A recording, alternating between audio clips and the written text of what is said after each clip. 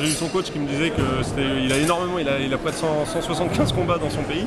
Et c'est l'une des premières fois où il sort de son pays. Apparemment, il a été un peu étouffé par l'enjeu, avec beaucoup de monde, voilà, une attention en main event pour lui.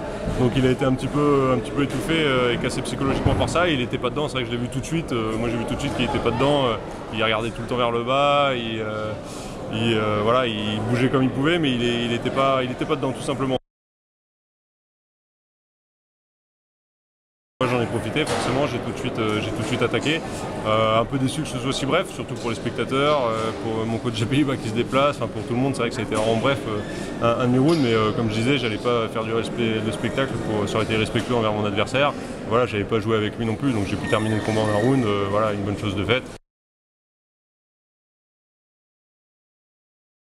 Je connaissais rien de mon adversaire, justement quand on boxe des tops qui sont surmédiatisés, etc., on peut se faire une idée, on travaille stratégiquement et tout. Là je connaissais rien de lui, je savais même pas s'il était gaucher, droitier, etc.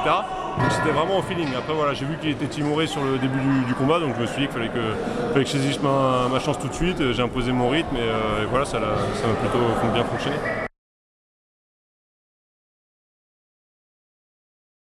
Ouais, bah oui, rien à voir. Je pense que ça va être le challenge est 1000 fois plus grand.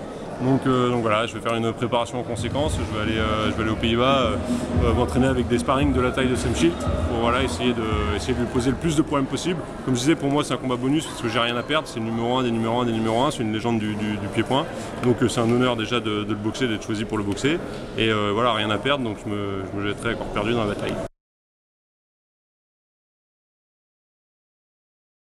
Sur le CV, ça fera toujours super classe. Dans ma carrière, j'aurais affronté Sam Schilt, quadruple tenant du titre au K1. Donc voilà, ça se refuse pas, même si on me prévient seulement un mois avant, que j'ai une épaule un peu en délicatesse et que je suis engagé pour aller donner des stages au Canada. Je vais quand même tout rassembler pour essayer de faire un semblant d'excellente préparation. Et voilà, je pouvais absolument pas passer à côté de cette challenge.